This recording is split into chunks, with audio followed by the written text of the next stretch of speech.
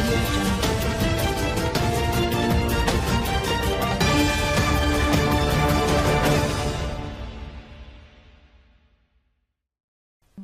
Welcome to Geo Dubai Sufi ji. नाज़रीन, आज हम आपको ऐसे रोशन सितारा से मिलवा रहे हैं जिसने आलमी सतह पर एक मुनफरिद कारनामा सरअंजाम दिया।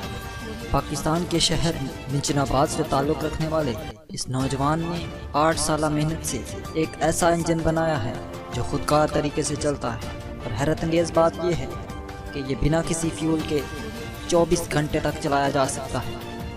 अभी तक ये नौजवान इसकी स्पीड को कंट्रोल नहीं कर पाया, ताहम इसका कहना है कि वो जल्द ही इसकी स्पीड को कंट्रोल कर लेगा और इसे बड़े पैमाने पर चलाने के अहल हो जाएगा। सुनिए मिंचनाबाद से मोहम्मद सुफियान की ये रिपोर्ट। बिस्मिल्लाहिर्रहमानिर्रहीम। इन्ना हस्बकल्लाहु वल्लज़ी अन यादका बिनस्रिही व बिलमुमिनीन। इब्तिदा है रब्बे जलील के उस बाबरकत नाम से जो दिलों के भेद खूब जानता है। मैं हूँ आपका मेज़बान मोहम्मद सुफियान शाहिद और इस वक्त हम मौजूद हैं सिटी पार्क मिंचनाबाद के अंदर। आज हम आपको मिलवाएंगे एक ऐसे रोशन सितारा से जिसने ये टेक्नोलॉजी इंट्रोड्यूस करवाई है। ये एक ऐसा तालिब इल्म है जिसने पाकिस्तान का नाम रोशन करने में एक नुमाया मुकाम हासिल किया। जी, सबसे पहले तो हम आपको अस्सलाम वालेकुम कहते हैं। वालेकुम अस्सलाम। अच्छा, हमें ये बताएं कि आपका नाम क्या है और आपकी तालीम क्या है? मेरा नाम ग़ुलाम मुर्तज़ा है और मेरी तालीम सेकंड ईयर का स्टूडेंट हूँ मैं। अच्छा, आपने ये काम कब से शुरू किया और इस पर आप इन्वेस्टमेंट किस तरह से कर रहे हैं? मैंने इसको सन 2011 में स्टार्ट किया था और इसे अब 8 साल बीत चुके हैं। और जो मुझे तालीमी अखराजात के लिए पैसे मिलते थे उसको हाफ़ जमा करके मैं इस पर तजर्बात करता रहा और मैं काफ़ी दफ़ा जो है नाकामी का शिकार हुआ और अल्हम्दुलिल्लाह अल्लाह ताला ने मुझे कामयाबी से हमकिनार किया। अच्छा, ये बताएं कि आपने ये जो टेक्नोलॉजी है दुनिया के सामने पेश क्यों नहीं की? आपने इसे छुपा के रखा हुआ है, इसकी क्या वजह हो? इसकी सबसे बड़ी वजह ये है कि दुश्मन ममालिक जो भी हैं उस इंशाल्लाह नंबर 1 टेक्नोलॉजी को हासिल करने के लिए हर कोशिश करेंगे। मैं नहीं चाहता कि ये गलत हाथों में जाए। अच्छा, दुनिया में जितने भी फ्यूल्स हैं, जितनी भी टेक्नोलॉजी अभी तक इंट्रोड्यूस हो चुकी है, उसमें किसी ना किसी तरह का इनपुट जो है वो रिक्वायर होता है। तो आप क्या समझते हैं इसमें किस तरीके से मतलब इनपुट जो है वो दे रहे हैं आप?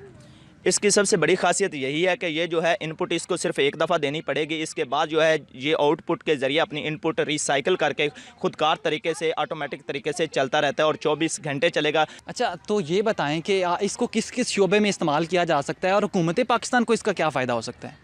हुकूमत पाकिस्तान को इसका बहुत ज़्यादा फ़ायदा है क्योंकि ये हर शोबे में इस्तेमाल होगा, जिसमें ज़राअत है, फैक्ट्रीज़ हैं और इससे बहुत ज़्यादा काफ़ी बिजली भी पैदा की जा सकती है। और ये जो शोबे हैं ये बहुत नुमायाँ हैं और इसके अलावा जितने भी ट्रैवल करने वाले हैं मसलन बस, कार, हवाई जहाज़ वगैरह में भी ये इस्तेमाल होगा और मुल्की मुआशरत को इससे बहुत ज़्यादा फ़ायदा होगा। अच्छा, हमें ये बताएं कि इसके हमारे जो माहौल पर क्या असरात हो सकते हैं? क्या ये हमारे माहौल के लिए फ़ायदा मंद है या नुकसानदेह है? किस तरह आप समझते हैं इसको? ये माहौल के लिए ये माहौल दोस्त इंजन इसको कहा भी जा सकता है कि ये इंशाल्लाह 1 टेक्नोलॉजी है। ये आलूदगी जो है, फ़िज़ाई आलूदगी तो बिल्कुल ही भी नहीं पैदा करती और इसके अलावा जो है शोर की आलूदगी वो भी बहुत कम मिकदार में पैदा करती है, जिसकी वजह से माहौल में बहुत अच्छा माहौल इससे बन सकता है। क्योंकि जो सोलर सिस्टम है उससे अल्ट्रा वायलेट शुआएँ नीचे आती हैं, इससे कोई अल्ट्रा वायलेट शुआएँ नीचे नहीं आती। ये खुदकार तरीके से इंजन चलता है। अच्छा, ये बताएं, हमने सुना है कि आप 3 प्रोजेक्ट्स पे काम कर रहे हैं, वो कौन कौन से प्रोजेक्ट हैं? ज़रा हमारे नाज़रीन को भी इसके हवाले से थोड़ा सा आगाही दीजिएगा।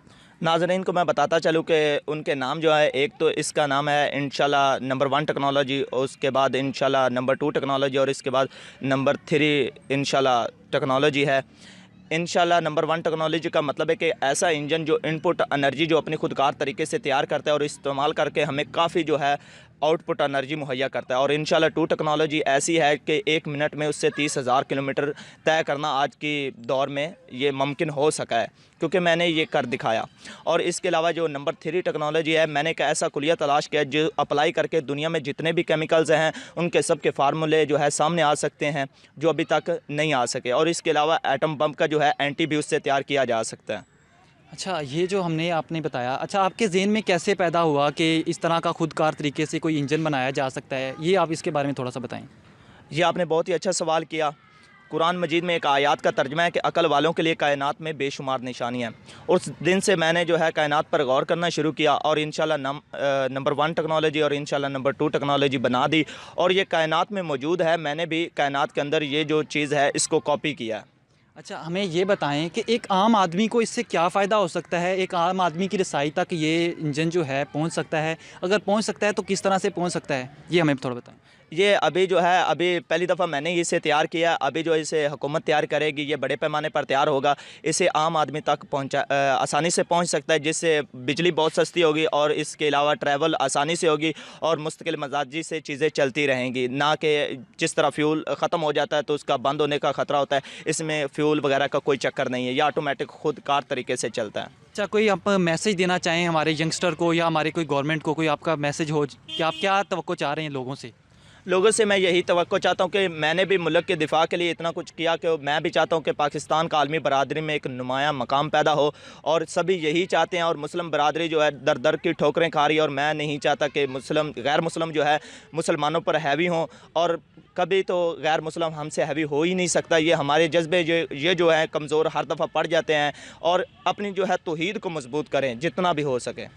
जैसे कि आपने इस बच्चे के जज्बे को देखा, ये एक स्टूडेंट है, ये जो सेकेंड ईयर का स्टूडेंट है, जिसके अंदर इतना जज्बा मौजूद है कि वो मुल्क के लिए इतना कुछ सोचने की सलाहियत रखता है। अगर इस सलाहियतों को हम ऊपर लेवल तक लेके जाएं तो मुल्क के लिए बहुत ज़्यादा फ़ायदेमंद हो सकता है। ना सिर्फ मुल्क के लिए बल्कि हम अपना नुमाया मकाम जो है वो आलमी बरादरी के अंदर पैदा कर सकते हैं। मुस्लिम ममालिक को इसके फ़ायदे हो सकते हैं। इनका कहना है कि ये जो टेक्नोलॉजी है, मेरी जितनी कोशिश होगी कि मुसलमानों को ज़्यादा से ज़्यादा ये फ़राहम की जाए, ताकि मुसलमान जो हैं वो जो दब के रह गए हैं वो उनको हाई लेवल पर लेके जाया जाए, उनको उठाया जा सके। तो इसके साथ ही मैं इजाज़त चाहूँगा। पाकिस्तान जिंदाबाद।